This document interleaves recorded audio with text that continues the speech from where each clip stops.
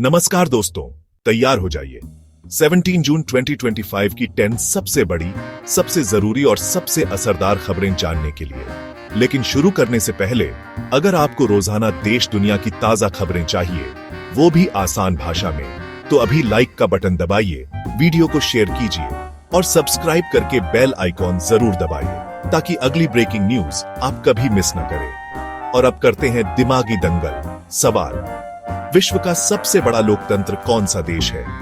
A America, B Bharat, सी चीन, D रूस। जिसे सही जवाब आता है नीचे कमेंट जरूर करें। सही जवाब देने वालों में से एक लकी विनर को मिलेगा डिजिटल सम्मान पत्र और अगली वीडियो में आपका नाम ऑन स्क्रीन दिखाया जाएगा। तो चलिए दोस्तों, बढ़ते हैं आज की पहली और ब्रेकिंग खबर की तरफ। पीएम मोदी को साइप्रस में सर्वोच्च सम्मान। प्रधानमंत्री नरेंद्र मोदी को साइप्रस के राष्ट्रपति निकोस क्रिस्टोडोलिडेस ने देश के सर्वोच्च नागरिक सम्मान से सम्मानित किया। समारोह में दोनों नेताओं ने द्विपक्षीय संबंधों को और मजबूत करने पर चर्चा की। पीएम मोदी ने कहा कि यह अवार्ड 140 करोड़ भारतीयों के लिए है, जिससे दोनों देशों के बीच आर्थिक, सांस्कृतिक और रक्षा सहयोग की नई राह खुलेगी। इस मौके पर दोनों देशों ने ऊर्जा और पर्यटन में साझेदारी बढ़ाने के समझौते भी किए। विदेश मंत्रालय के अधिकारियों ने बताया कि अगले महीने दोनों पक्ष फिर अहम दस्तावेजों पर हस्ताक्षर करेंगे। अब सुनते हैं थोक महंगाई दर की राहत भरी खबर 2। थोक महंगाई दर में गिरावट। देश में थोक महंगाई दर WPI मई 2025 में घटकर 14 महीने के निचले स्तर पर पहुंच गई। पिछले महीने महंगाई दर 4.8% थी, जो अब घटकर 4.2% पर आ गई है। विशेषज्ञों का कहना है कि इस गिरावट से रिटेल महंगाई पर भी सकारात्मक असर पड़ेगा और घरों में राशन, ईंधन व कच्चे माल की कीमतों में स्थिरता आएगी। केंद्रीय बैंक ने इस डेटा का स्वागत किया और कहा कि उद्योगों को कर्ज दरों में राहत मिलने की संभावना बढ़ गई है। छोटे व्यापारी एवं किसान भी राहत महसूस कर रहे हैं। बढ़ते हैं यूपी के मानसून संकेतों की ओर। यूपी में मानसून के संकेत। लखनऊ में गरज चमक। उत्तर प्रदेश में मानसून की शुरुआत के पहले ही लखनऊ में आज गरज चमक और हल्की बारिश हुई। मौसम विभाग ने अगले 48 घंटों में तेज हवाओं और आंधी बारिश की चेतावनी जारी की है। किसानों को सलाह दी गई है कि वे फसलों की सिंचाई बंद कर खेतों को सुरक्षित रखें। राजधानी में तापमान में 5 डिग्री तक गिरावट दर्ज की गई, जिससे लोगों को गर्मी से थोड़ी राहत मिली। अगले सप्ताह से चक्रवात अभियान भी शुरू हो सकता है, इसीलिए प्रशासन सतर्क है। अब बिहार में मानसूनी बारिश की तरफ नजर डालते हैं। बिहार में मानसून की बारिश शुरू हो गई है। विशेषकर किशनगंज व पश्चिम चंपारण में भारी बारिश की आशंका जताई गई है। बिजली गिरने और तेज हवाओं के साथ नदी नाले उफान पर आ सकते हैं। जिला आपदा प्रबंधन ने अलर्ट किया है और लोगों को निचले इलाकों से हटने का निर्देश दिया है। स्कूल कॉलेज बंद रखने पर भी विचार हो रहा है। मछली पालकों को सलाह दी गई है कि वे तालाबों की सुरक्षा सुनिश्चित करें। चलते हैं राजस्थान के ऑरेंज अलर्ट की ओर। राजस्थान के बीकानेर, जैसलमेर, जोधपुर, नागौर, बाड़मेर, जालौर, सिरोही, पाली, राजसमंद, उदयपुर और डूंगरपुर में ऑरेंज अलर्ट जारी किया गया है। शेष जिलों में हल्की से मध्यम बारिश संभावित है। 3 दिनों तक यह स्थिति बने रहने की संभावना है। कृषकों को फसलों की कटाई रोकने तथा पौधों की सुरक्षा के निर्देश दिए गए हैं। पर्यटन विभाग ने सुरक्षित यात्रा मार्गों की सूची जारी की है।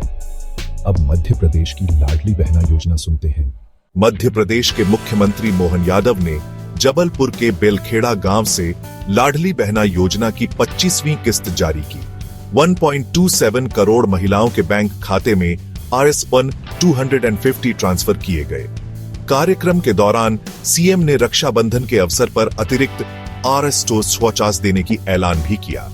स्थानीय लाभार्थियों ने योजना का धन्यवाद करते हुए कहा कि इससे घर घर आर्थिक मजबूती आई है। योजना से अब तक 5 लाख से अधिक परिवार लाभान्वित हो चुके हैं। अब बिहार में तेजस्वी की डिजिटल पहल देखते हैं। राष्ट्रीय जनता दल राजद अध्यक्ष तेजस्वी यादव ने तेजस्वी डिजिटल फोर्स पोर्टल लॉन्च किया, जहां बिहार के नागरिक अपनी राय, शिकायत और सुझाव सरकार तक ऑनलाइन पहुंचा सकते हैं।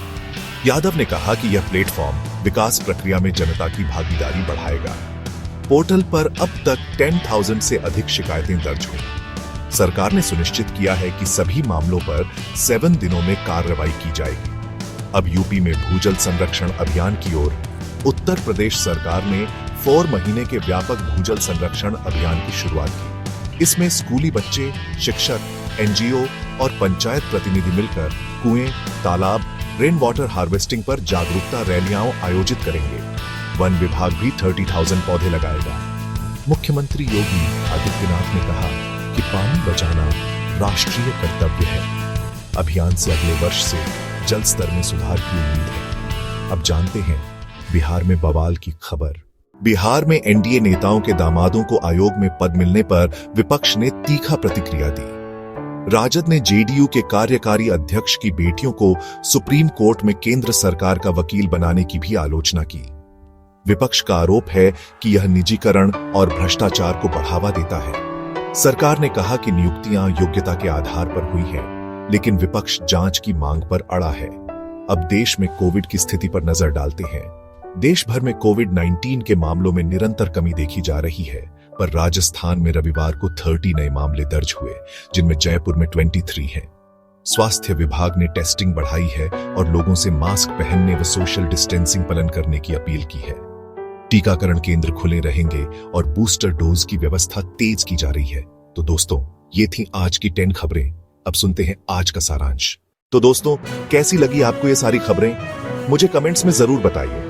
अगर वीडियो अच्छा लगा हो तो इसे लाइक कीजिए, और अगर आपने सब्सक्राइब नहीं किया है तो अभी सब्सक्राइब कर लीजिए। साथ ही घंटी दबाना मत भूलिए, ताकि हमारी हर नई वीडियो का नोटिफिकेशन सबसे पहले आपको मिले। मैं फिर मिलूंगा ऐसी ही तेज तर्रार और खास खबरों के साथ। तब तक के लिए जय श्री राम, जय हिंद, वंदे मातरम।